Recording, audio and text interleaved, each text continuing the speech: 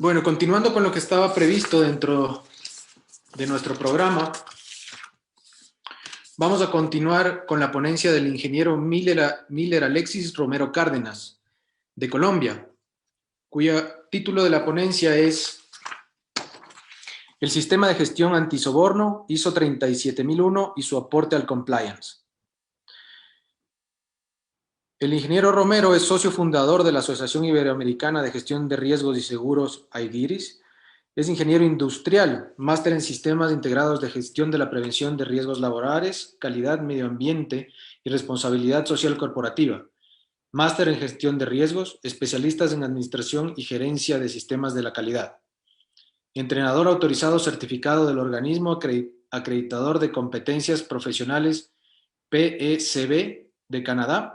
Es auditor e implementador líder en las normas ISO 18788, ISO 28000, ISO 37001, ISO 22301, ISO 39001, ISO 9001, ISO 14001, ISO 27001, ISO 45001, ISO IEC 27032, Lead Cybersecurity Manager, ISO 19600, Lead Compliance Manager, Lead ISO 31000 Risk Manager, auditor internacional de la Organización Mundial BASC 2004-2018 y auditor código PBIP 2007-2012. Experto técnico en ISO 28000 y 9001 del Organismo Nacional de Acreditación de Colombia, ONAC, y consultor para la acreditación BASC Bogotá como organismo certificador de la norma ISO 28000 y BASC Perú en las normas ISO 28000, ISO 9001 e ISO 37001 por parte de ANAP USA. Buenas tardes, Miller, y muchas gracias por tu ponencia. De lo que he leído, creo que estamos evidentemente en presencia de un gran experto en normas ISO, por lo cual te concedo la palabra y adelante con tu ponencia, por favor. Hola Francisco, cordial saludo, un saludo a todos los colegas de IGRIS, muy orgulloso que me hayan invitado a ser parte de este foro tan importante. Bueno, específicamente voy a compartir mi pantalla para mi presentación.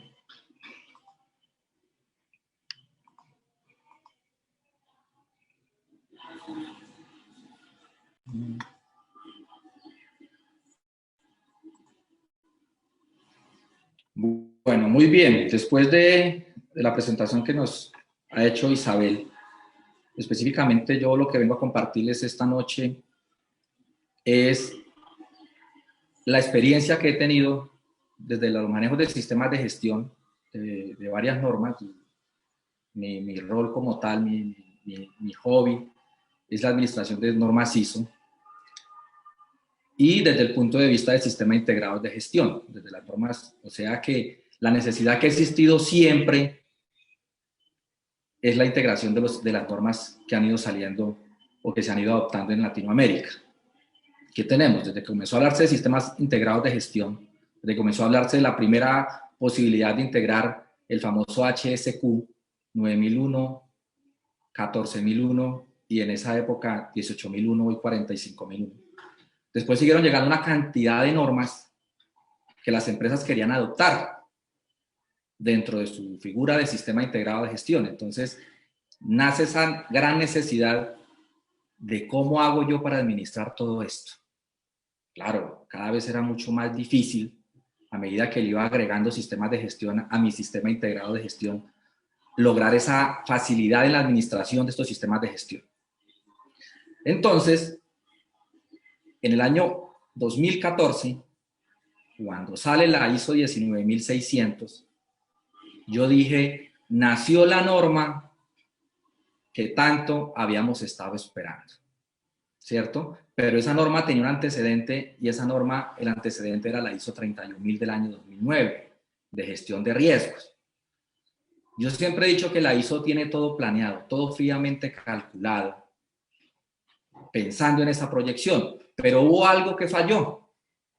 Hubo algo que falló, y es lo que yo he dicho, que es la nueva norma ISO 37301 de sistemas de gestión de compliance. Yo lo he llamado que es la acción correctiva a la falla que existió con la 19.600 y ya les voy a contar por qué. Debido a esto, les voy a comentar cómo desde mi experiencia en la implementación de 37.001, sistemas de gestión antisoborno, yo ya venía vislumbrando lo que es la nueva 37.301. Y lo decía en mi artículo, los que hayan hecho una excelente implementación de ISO 37.001 no tienen por qué preocuparse por ISO 37.301. Y se lo voy a mostrar aquí en este antecedente. Entonces, por eso la charla la decidí llamar ¿cómo voy de un sistema de gestión antisoborno a un compliance general planteado por la 19.600, que ya va a desaparecer, y la nueva 37.301? ¿Cómo yo desde el sistema antisoborno, que ya tengo, que ya muchas empresas han implementado y han certificado, como caso peruano, que es de los países que más tienen empresas certificadas antisoborno, junto con México en Latinoamérica, estoy hablando de Latinoamérica, bueno, y a nivel mundial, es de los primeros. ¿Cómo yo puedo hacer una migración fácil de este sistema a lo que es la 37.301? Entonces, para esto, tenemos que irnos al creador de todo esto. El Comité Técnico ISO TC 309, con su grupo de trabajo 4, que está trabajando en temas de gobernanza, ¿cierto? Estamos hablando en temas de gobernanza organizacional. Es importante que tengamos en cuenta esto. Están hablando un comité que trabaja en normas de gobernanza, o sea, en la parte estratégica de los negocios, en la cabeza de los negocios. Muy por encima a comités que han ido creando normas que son específicas de ciertas áreas de las empresas, ¿cierto? De ahí, por ejemplo, que vemos que sistemas de gestión como calidad no tengan muchas veces la capacidad de llegar al órgano de gobierno. Veamos sistemas como ambiental, que no tienen la capacidad porque iban solamente hasta la alta dirección y ahí se quedaban. Entonces, cuando nace la 19.600, yo me pregunto y digo, por fin una norma que te lanza hasta el órgano de gobierno. Una norma que por fin llega a involucrar al órgano de gobierno en toda esta temática de sistemas de gestión. Porque no había ninguna hasta ese momento. Todas llegaban hasta la gerencia. Y yo que he sido auditor de sistemas de gestión, muchas veces con suerte me atendía un gerente en una auditoría. Entonces faltaba un componente que lograra involucrar al órgano de gobierno. Por eso esta norma viene de ese comité. Y por fin el órgano de gobierno, la máxima autoridad en una organización, debía involucrarse dentro de este sistema de gestión. 19.600 del 2014. La esperanza. La norma que iba a facilitar la integración de sistemas de gestión en uno solo, algo que siempre ha buscado la ISO desde la guía ISO 83, desde el anexo SL, facilitar la integración de los sistemas de gestión. Una norma ISO lo planteaba y por primera vez planteaba que como debería, porque ese fue el gran error de la 19.600, salir como una guía o salir como una norma de orientación. Debería involucrar al órgano de gobierno. Venía con el debería y no venía con el debe. 19.600 plantea el enfoque. Y yo haciendo la comparación de lo que es 19.600 del 2014 con lo que es la nueva 37.301, es lo mismo. No trae componentes que uno diga, no, el supercambio de 37.301 contra 19.600.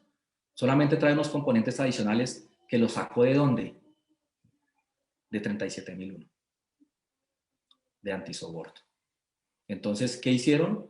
Una mezcla entre 19.600 y 37.001 para sacar 37.301.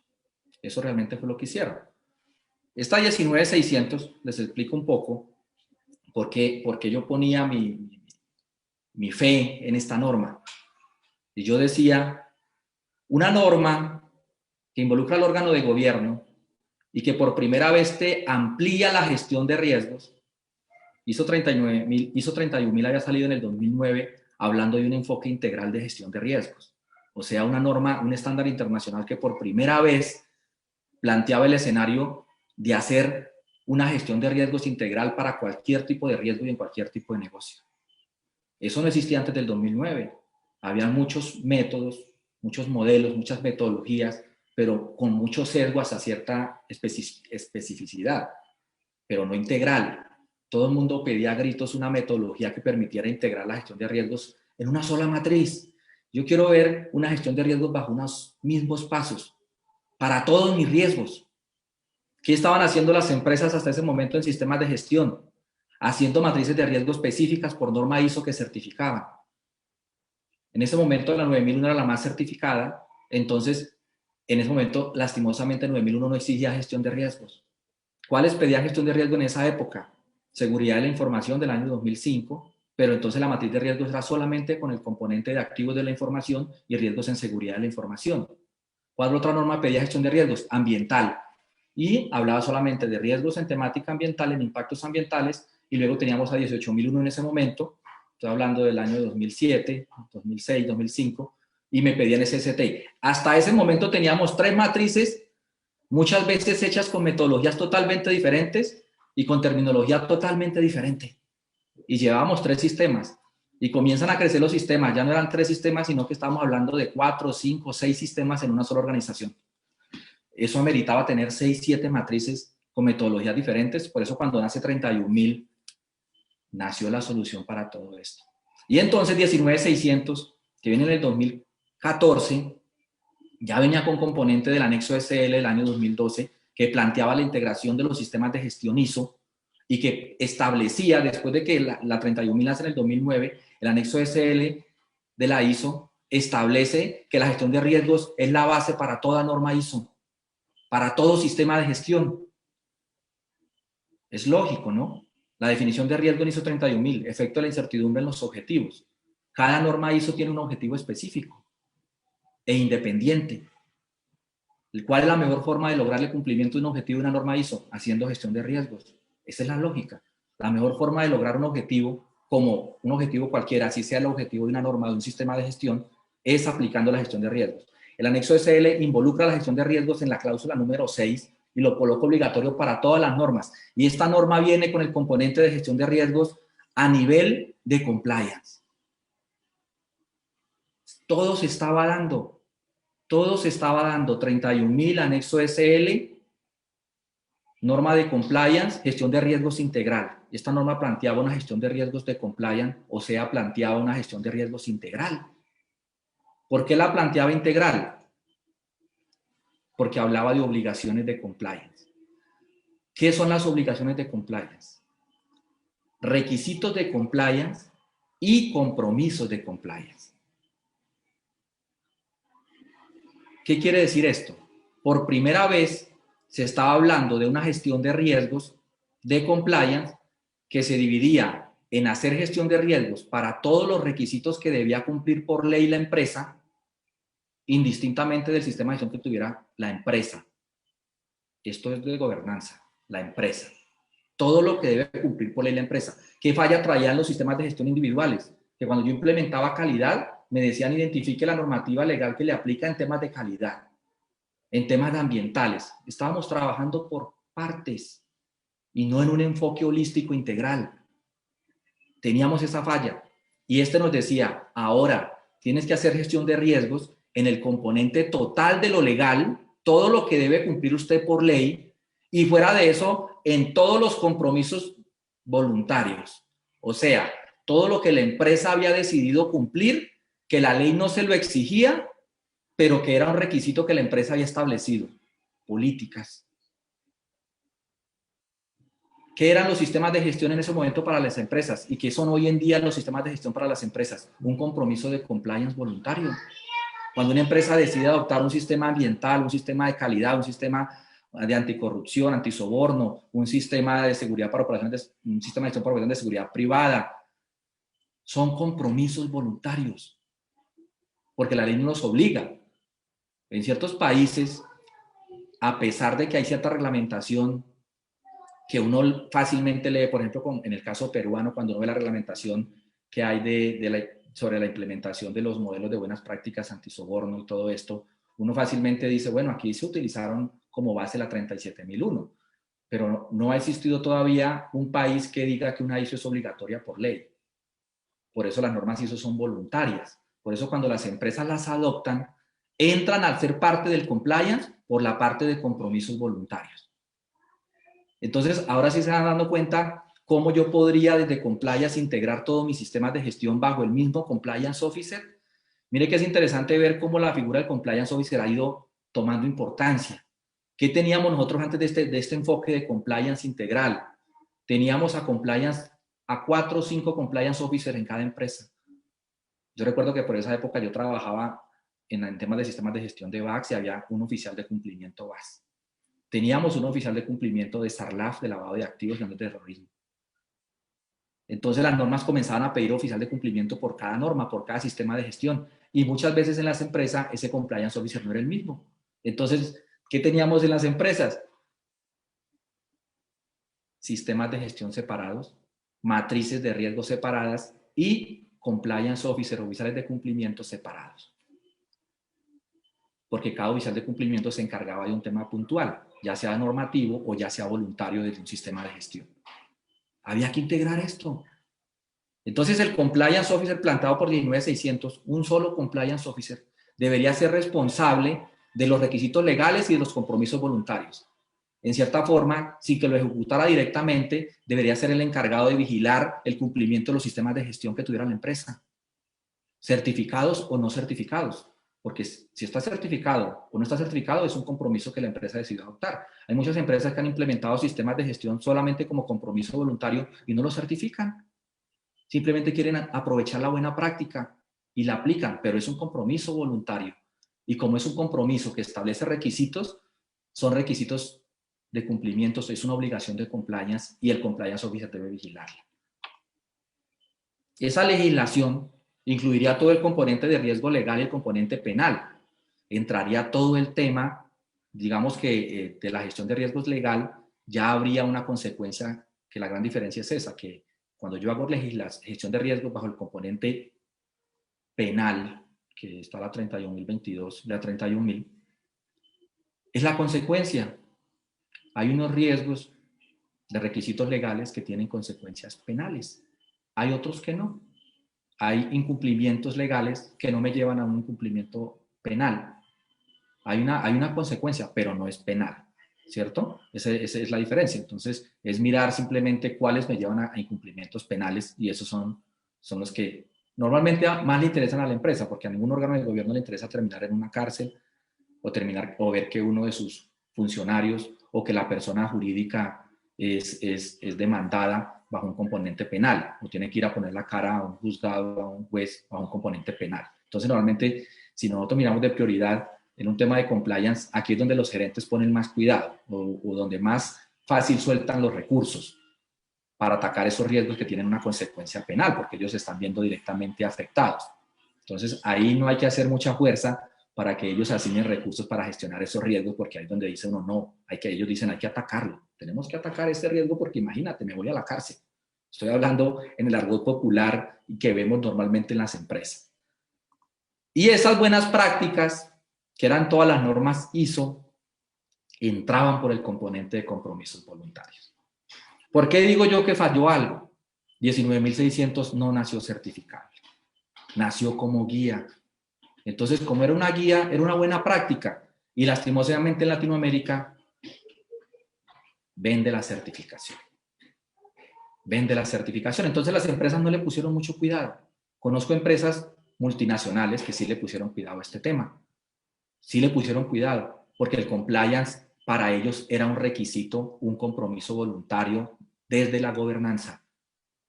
No buscan certificaciones, buscan cumplimiento como principio y como política organizacional de la gobernanza. Entonces implementaron 19.600. La mayoría de empresas, vayámonos a la cultura latinoamericana, aquí una empresa en Colombia, en Perú, en Latinoamérica se certifica o porque el cliente se lo está pidiendo o porque necesita vender más y mostrar el certificado. No estoy generalizando, pero es raro la empresa que implementa un sistema porque lo quiere tener desde una política de gobierno. Entonces la implementan, es por esto. Entonces, como esto no era certificable, no llamaba la atención. ¿Cuál es el otro componente que le dio fuerza también al tema de compliance, que lo acaba de mencionar Isabel? cuando el sistema de compliance, indistintamente de que esté certificado o no, me sirve como debida diligencia. Ahí sí utilizaba el 19600, lo utilizaba porque dentro de mi sistema de compliance como política organizacional, esta era una medida para países como España que tienen legislación respecto al tema de incumplimiento, al tema de compliance. O países como el chileno, que tienen responsabilidad de la persona jurídica en componentes de compliance. O países como Perú, que también ahora lo tiene, ¿cierto? Entonces, ese era otro requerimiento. Pero como teníamos en la onda de ISO las certificaciones, entonces seguían reinando 9001, 14001 y SST seguían reinando, porque es eso que pedía el cliente como certificación. Llega a 37001, certificable. Esta tenía la diferencia respecto al tema de compliance, a pesar de que esta norma traía componentes de 19600, la diferencia que marcó esto fue que esta norma sí era certificable y por fin una empresa podía salir en el periódico principal del semanario del país más importante, del semanario más importante del país, diciendo: certifiqué mi sistema de gestión antisoborno, comprometido con el componente corrupción. No nos digamos mentiras, eso vende en el sector empresarial latinoamericano. Y esa fue la gran falla que cometió la ISO desde mi percepción y concepto personal, a no darle el tinte certificable a compliance 19600. Y yo me preguntaba, 19600 tiene toda la figura, la estructura, el anexo SL, todo para ser certificable. ¿Por qué no la hicieron certificable? Yo todavía me lo pregunto. Y desde el año 2014 ya estaríamos implementando modelos de compliance que nos facilitarían los sistemas integrados y después de 7 años no necesitaríamos una 37301. Pero bueno, ¿qué pasó entonces acá? 37001 venía certificable, mucho más completa que 19600, con los componentes de 19600 pero más profundidad, con guía, traía guía de orientación, lo que no traía 19600, pero traía un limitante, limitada al soborno, a un componente del compliance. Un sistema, yo siempre lo he llamado, un sistema de gestión de compliance limitado a un componente para certificar. Y ahí es donde está, el tema, el asunto. Que traía una nota en la parte introductoria que mucha gente no vio o no quiso ver. Le decía claramente que a pesar de que este sistema de gestión está limitado al soborno, puede ser ampliado a otros componentes de lavado de activos, financiación de terrorismo, a todos los que yo quisiera. Pero como las empresas van en búsqueda de la certificación, no les interesó. Yo quiero sacar el certificado como sea de antisoborno para poderlo colgar aquí, para poderlo mostrar. No les interesó tomar la nota que le dejaban en la 37001, donde decía que usted puede implementar un sistema de gestión antisoborno que tiene todo el componente de compliance y ampliar la gestión de riesgos a todo el componente legal y al componente de compromisos voluntarios.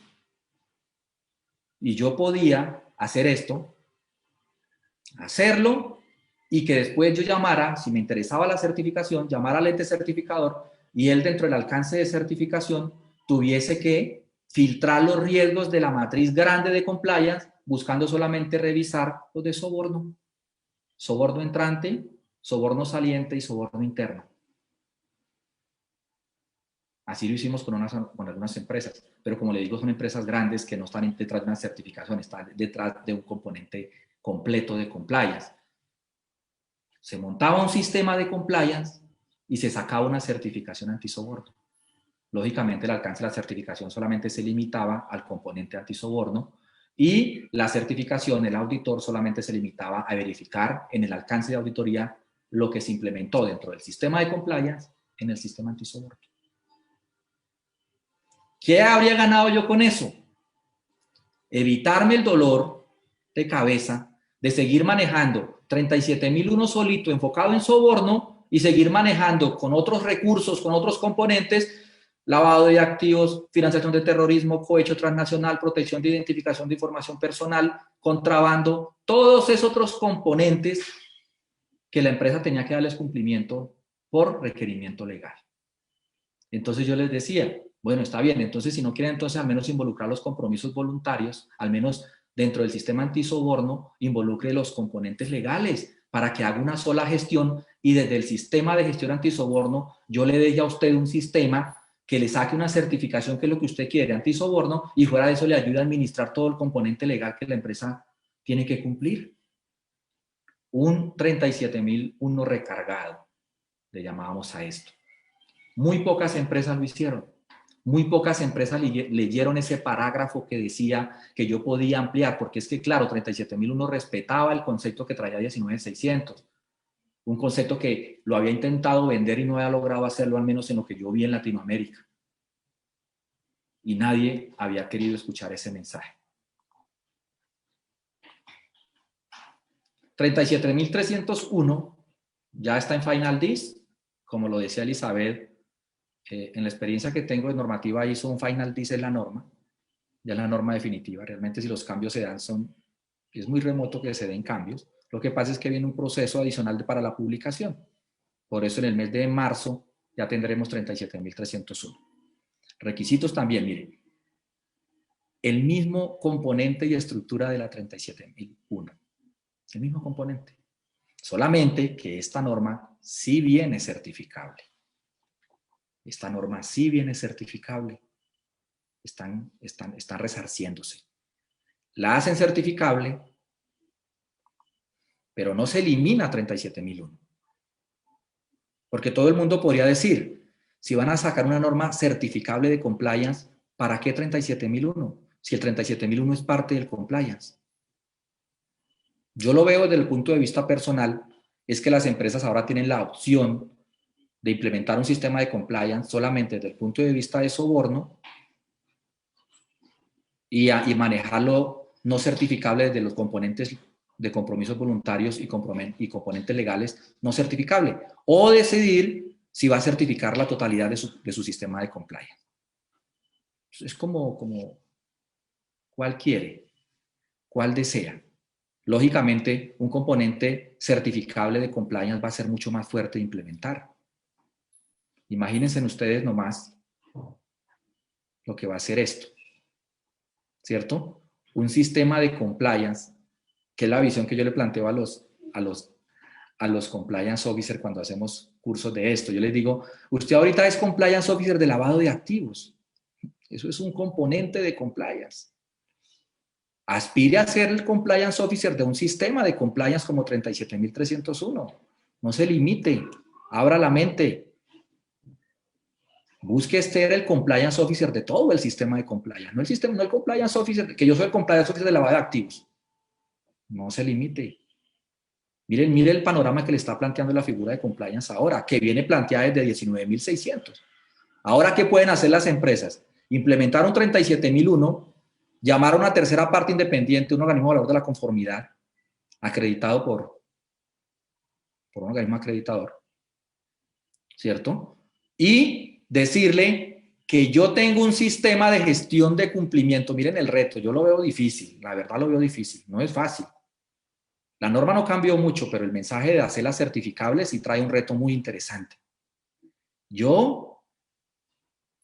muy interesante desde el punto de vista de los organismos de certificadores. Yo digo, el organismo certificador, el primero que entregue esta certificación, por Dios, está diciendo que esa empresa ha implementado un sistema de gestión en pro, porque no garantiza nada, ningún sistema de gestión va a garantizar nada, en pro de asegurar o de buscar el cumplimiento de todo lo legal y todo lo voluntario. Y eso incluye todas las normativas ISO que tenga implementadas. Lo pongo de esta forma. Yo soy un auditor de certificación. A mí me mandan a auditar un sistema de 37.301. Yo divinamente pudiera preguntar cosas de 14.001, de 9.001, de continuidad de negocio, de 18.788, de 21.000. Y eso está dentro del alcance. ¿Por qué? Es un compromiso de compliance.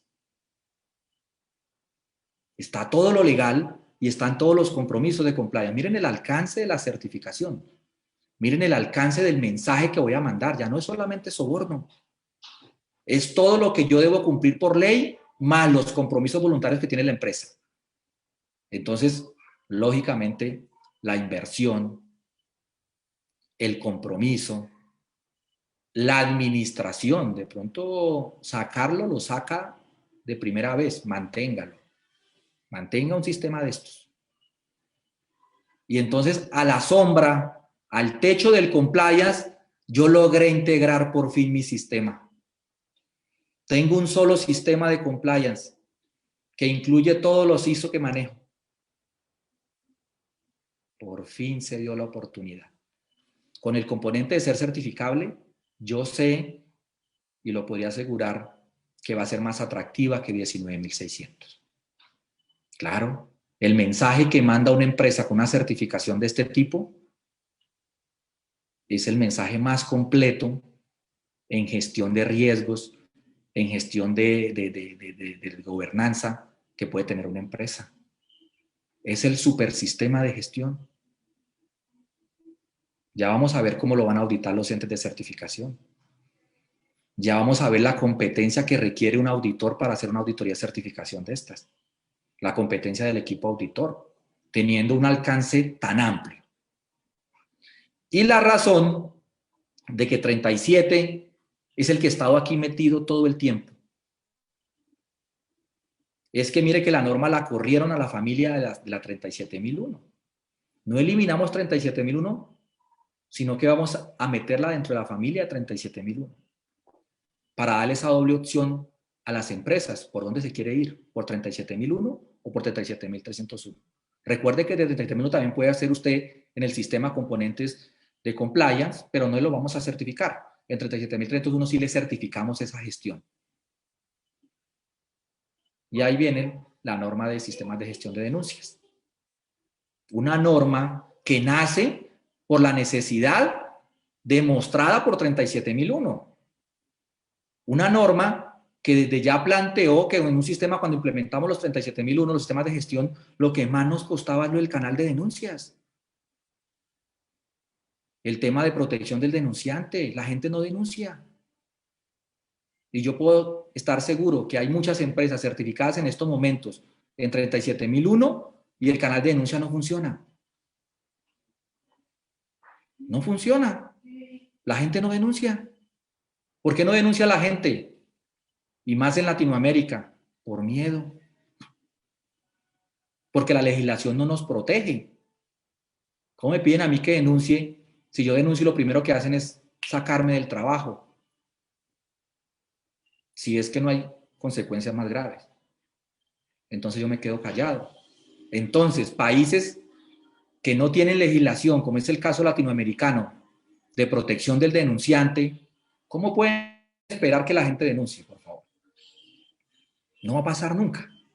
Nunca va a pasar. Entonces ya comienzan una norma a darle, bueno, ya al menos mientras hay legislación de protección al denunciante, vamos a crear un estándar que al menos facilite y usted comprenda mucho mejor cómo puede crear un canal de denuncia que sea un poco eficiente, ya que no es nada eficiente. Porque los canales se crean las líneas éticas, se crean los buzones, se consiguen muchas veces los canales de denuncia contratados externamente, pero uno va a mirar las denuncias y es para reírse. Usan los canales para otras cosas, denunciar otras cosas que no tienen nada que ver. Muy parecido a las famosas líneas 1, 2, 3, donde el 80, 90% de lo que llega es basura. Entonces, esta 37.002 va a ayudar bastante. Sé que hay un colega que va a explicar ahora la norma. Los invito a que lo acompañen. Es una norma interesante en ese afán de ayudar a organizar un poco más esto. Y la trae y va a servir mucho, claro, el tema de compliance, porque ¿qué diferencia hay en la nueva 37.301? El planteamiento de inquietudes y las investigaciones de incumplimientos. ¿De dónde los trajeron? De la 37.001. Dos cláusulas que no tenía 19.600, pero que son muy importantes en un sistema de compliance y que lo identificó 37.001. Cuando La base del sistema de 37.001 son sus denuncias. Si yo quiero enfrentar el soborno, tengo que lograr que la gente denuncie. Porque el compliance officer no tiene tantos ojos para estar mirando en todo lado, ni mucho menos a las partes interesadas. Entonces, un sistema de gestión lo he dicho personalmente, un sistema de gestión antisoborno, con fallas en el canal de denuncias, con fallas en la gestión de reportes, no es un sistema antisoborno eficaz. Ahora imagínense, en compliance, pues peor todavía. Entonces, esos son dos componentes nuevos en 37.301 que vienen del 37.001, que vienen para subsanar una falencia que ya tiene 37.001 y que va a venir en 37.301. Entonces, esta norma va a trabajar para las dos como una aliada estratégica de fortalecer ese componente. Bueno, para terminar, he hecho rápidamente un paralelo, lo que hice un paralelo aquí de normas, 19.600, 2014, 37.001, 2016, y el Final DIS de 37.301, para que ustedes vean rápidamente que es igual, que solamente hay unos componentes adicionales. Pero mira, el decir que es igual, por ejemplo, yo no puedo decir que 37.301 es igual a 37.001. Lo será en los textos, en la norma, en el documento, en los encabezados, pero en el alcance administrativo, 37.301, perdón la palabra, es un monstruo. Desde mi visión de sistemas de gestión, va a ser un súper sistema de gestión. 37.001 maneja solamente un riesgo: soborno, entrante, saliente, interno. 3 tipologías modalidades en que se puede presentar el soborno. 37.001 maneja todos los riesgos de todos los sistemas de gestión que tenga la empresa, más todo el componente legal. ¿Se imaginan la matriz de riesgos? ¿Se imaginan ese componente tan hermoso que debe ser esa matriz? Tan profundo. Aquí está la cláusula de planificación. Pueden verlo ustedes. Diferencia con 19.600. 19.600 llamaba identificación, análisis y evaluación. Aquí lo llaman apreciación. Todos sabemos que identificar, analizar y evaluar el riesgo es apreciar el riesgo o valorarlo. Lo concluyeron en una sola palabra. Lo demás es obligaciones de compliance. Viene de 19.600. Sistema de gestión de compliance. Todo viene de 19.600. Planificación, cláusula número 5, la parte de liderazgo. Aquí está el tema de se sigue manteniendo, y me gusta que 37.301 siga manteniendo el tema de comprometer al órgano de gobierno, que lo planteó 19.600 como directriz. ¿Cómo duele cuando uno es implementador de un sistema de estos? ¿Cómo sufre uno cuando es implementador de un sistema de estos para lograr vincular al órgano de gobierno? Ahí es donde digo yo, y también es teoría mía, de que un sistema de gestión de estos, sin que tenga el apoyo legal, no va a funcionar. Tener que sentarme con un órgano de gobierno y tener que decirle, es que si no lo hace, no es por la norma, es por la ley, y se va a la cárcel. Porque hay legislación referente a esto. Porque si fuera por el sistema de gestión, no quieren. Hablo del contexto y lo que me ha tocado vivir. No quieren, no les interesa. No quieren que le hagan debida diligencia. Como son los dueños de la empresa, son personas adineradas, no quieren que le hagan ningún tipo de debida diligencia. Quieren una certificación de un sistema de soborno, pero no quieren participar en los controles. Que yo sepa, en ninguna parte de la norma 37.001 dice que se puede excluir la alta dirección o el órgano de gobierno de todos los controles del sistema de gestión. Si ellos representan un riesgo, hay que controlarlo y hay que ir al órgano de gobierno. Eso deberían pedirlo en todos los sistemas de gestión. Y con esto acabaríamos de que los sistemas de gestión sean simplemente un tema de papel en las empresas. Porque donde no se involucre el órgano de gobierno, esto no funciona. Donde el órgano de gobierno tenga la posibilidad de decirlo, hágalo usted, gerente, esto no funciona. Lo mantiene y es muy importante. Muy importante. Lo que sí me gustó bastante aquí de 37.301 es que trae un enfoque en la parte de responsabilidad donde lo especifica mucho más claro que en las otras normas. mire que está hablando específicamente de los roles, responsabilidades y autoridades del órgano de gobierno y la alta dirección de forma independiente a la función de cumplimiento y desde la parte de líderes de proceso, los gerentes, dueños de procesos, de áreas y el personal. Esa parte me pareció excelente porque es como si hubiera desglosado un poco más el tema de roles y responsabilidades y autoridades que manejaban las normas anteriores, diciéndole, son totalmente independientes y aclarando que hay unas responsabilidades específicas para cada uno de los actores. Aquí está la parte de planificación de la cláusula número 6, sigue igual el tema de riesgos, el tratamiento, los planes de tratamiento de riesgos de compliance. Y el componente nuevo es el tema de planificación de cambios, que ustedes saben que es un componente que atraen todas las normas ISO ahora, el tema de planificación de cualquier cambio que pueda afectar el objetivo del sistema de gestión que se está buscando. La parte del apoyo es igual, la parte de entrenamiento, la parte de como soporte del sistema de gestión, en esto no hay cambios significativos, que uno pueda decir que cambió. En el tema número 8, si usted ve nomás específicamente así de forma visual, el 8 del 37001 es mucho más fuerte. ¿Cierto? ¿Por qué? Porque establece controles específicos para cada uno de los componentes, mientras que en el tema de compliance esos controles van a nacer específicamente de la gestión de riesgos. El riesgo es el que va a establecer qué control debo implementar o dónde debo controlar. Entonces, los controles nacen más de allá, mientras que en 37001, como este tema ya está definido que es soborno, entonces hay unas muy buenas prácticas que las meten específicamente como ya probadas, ya jugadas en el argot de soborno y corrupción que van a funcionar, entonces las colocan explícitamente para ejecutar. Miren el tema de 8.3 y 8.4, si ve planteamiento de inquietudes, está en temas de canal de denuncias y el tema de procesos de investigación. No los tenía 19.600 y los metió aquí 37.301. Y la parte de verificación, específicamente detalles, un tema de seguimiento y medición, donde le dice específicamente qué debe medir. Me gusta también que lo desglosaron. Fuentes de retroalimentación sobre el desempeño de compliance, indicadores, KPIs, informes de cumplimiento y el mantenimiento de registro de todos estos componentes de evaluación del desempeño como tal.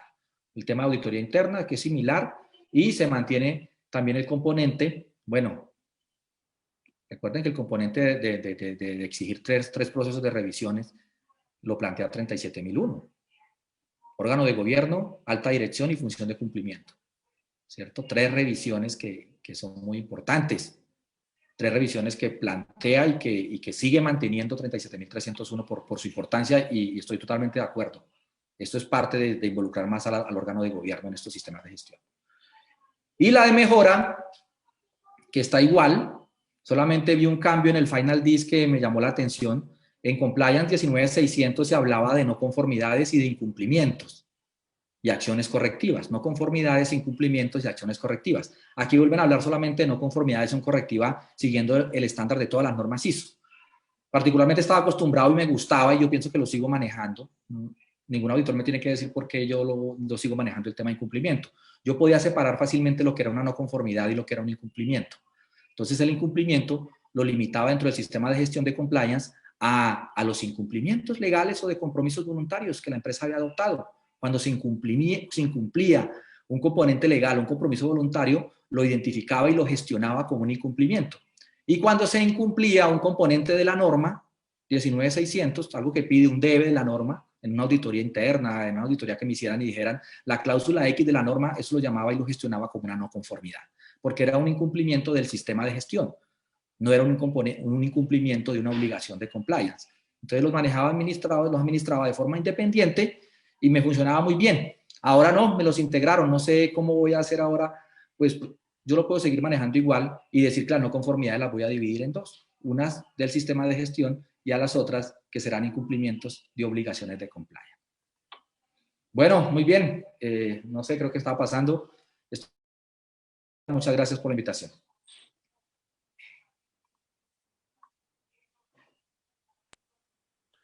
Muchísimas gracias, Miller. Creo que has hecho un recorrido extenso sobre todas las, o la gran mayoría de ISOs que podemos encontrar, haciendo especial énfasis en sus fortalezas y debilidades. Sin duda alguna, como lo mencionamos anteriormente, existe un universo normativo que cada vez se va haciendo más difícil de cumplir no por la intención de no querer cumplir, sino por el exceso de normas que nuestros países expiden. Pero también vamos hacia un formalismo cada vez mayor, lo cual es siempre positivo. Con esto, Miller, quisiera dar paso a unas preguntas que hacen de igual manera en el chat, para que tú, con tu experiencia, por favor, nos puedas ilustrar al respecto. Ok. Tenemos la pregunta de Eduardo Escobar, de Colombia. ¿Cuál debe ser el apoyo, respaldo y acompañamiento que requiere el Compliance Officer de la Junta, del Consejo Directivo o de la alta gerencia, en virtud de la gran carga de responsabilidades que recaen sobre sus hombros? Bueno, Eduardo, realmente el respaldo debe ser total. Usted es bien conocedor aquí de casos puntuales de controllers, de oficiales de cumplimiento que han terminado mal o porque no tienen ese respaldo. Es muy difícil que usted tenga un reporte de un incumplimiento, de un tema de corrupción, de un tema de contrabando, y usted no se sienta seguro ni confiado de poder ir a contarle al órgano de gobierno. No tenga voz. Es un tema que nadie le gustaría estar en esos zapatos, porque quiere gritar pero no puede hacerlo por X o Y motivo. Entonces, ese compromiso, cuando yo soy el compliance officer de una entidad con este tipo de características, el compliance officer mantiene todo el tiempo estresado. Entonces, partamos de la base de que el compliance officer debe ser nombrado por el órgano de gobierno. Si muchas veces uno en la implementación pelea con esto, no es que no lo tiene que nombrar el gerente, tiene que nombrarlo el órgano de gobierno. Oiga, al compliance officer en los comités de compliance, démele voz y voto, por favor. Él es el compliance officer. ¿Cómo así que lo está invitando y no tiene ni voz ni voto? Dele autoridad. Yo no peleo en el tema de la profesión. Puede ser un abogado, desde que tenga la competencia, un ingeniero. Pero dele autoridad, dele respaldo. Y que ese respaldo que usted le da sea visible. Que todos lo vean como el compliance officer. Porque ¿qué vemos en las empresas normalmente? Que las debidas diligencias saltan al compliance officer.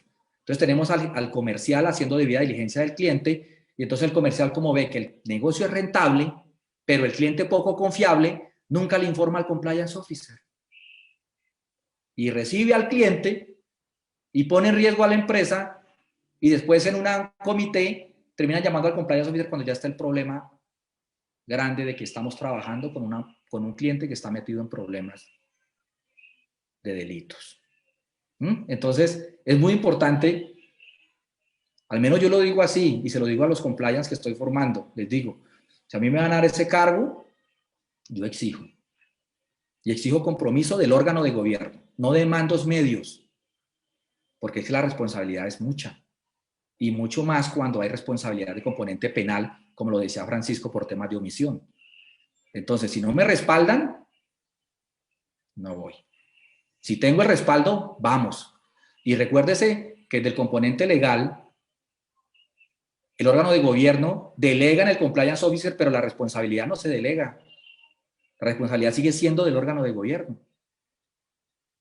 Así que ante cualquier cosa, no es que el compliance officer tenga que responder solo, porque la responsabilidad no la delego. Entonces, bajo ese componente, yo tengo que venderle al órgano de gobierno de que me respalden y me apoyen. Porque aquí, como dicen popularmente, si nos hundimos todos. Y no crean que es que me voy a hundir yo solo. Entonces, necesito ese componente y ese apoyo de todo el componente de órgano de gobierno de alta dirección, propietarios, accionistas de la empresa como tal.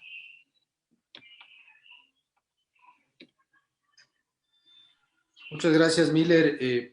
Simplemente quisiera agregar o acotar, hacer un par de comentarios a tu respuesta, y es que efectivamente considero de suma importancia que el apoyo venga desde el órgano más alto de la empresa. Es desde ese órgano en donde se debe evidenciar la intención del cumplimiento normativo, que se transmita a toda la organización.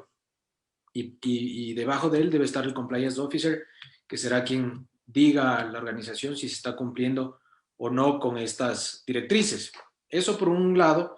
Y por otro lado, también quisiera resaltar la importancia de que la función del compliance officer, si bien puede ser o no un abogado, un ingeniero o cualquier persona, sí debe hacer un manejo muy delicado de los términos legales, porque muchas veces existen personas que están con una denuncia, pero una denuncia no implica que sean culpables. Entonces, sí debe ser muy tinoso al respecto, porque sobre todo en nuestros países, en Latinoamérica, es muy común la política de denunciar, pero no seguir adelante con los procesos. Y no... Dos normas hermanitas. Le dicen, vamos a crear una basada en esta y la certificamos, pero lógicamente certificamos aclarándole esto a las empresas que son normas propias de AENOR y las certifica AENOR solamente. No puede todo el mundo comenzar a certificar porque llegó las que las crearon. Entonces hay que tener cuidado con este tema de las certificaciones porque, como les digo, todo el mundo quiere certificar en todo lado y hay que informarse muy bien porque para certificar hay que estar acreditado. Y si no tengo acreditación, pues ¿cómo voy a certificar? Entonces mire que por eso pasa lo que está diciendo usted. Certificaciones que no tienen validez ni en el papel, ni tienen validez en la práctica, porque lanzan mensajes errados al público, de que uno dice, no, pues está certificado. Creo saber que esta norma técnica peruana es una norma técnica de calidad de producto, me imagino. Entonces, como es de calidad de producto, pues es una norma de calidad de producto aplicable al Perú, a los productos en el Perú, al producto que hace esa empresa en el Perú, a los procesos productivos que tiene esa empresa en el Perú. Ya otra cosa es que vayan a patentarla o a validarla en otro país. O a no ser que la empresa pida una homologación o una validación de que lo que están haciendo en Perú también aplica a hacerse en Panamá. Ok, Francisco. Muchas gracias, Miller. Como estamos un poquito sobre el tiempo,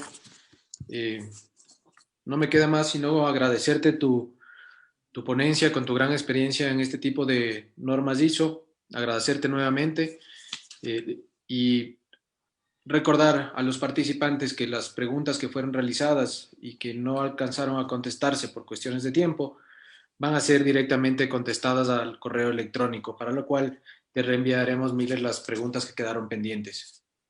Muchas gracias. Muchas gracias a todos. Se cuidan, por favor.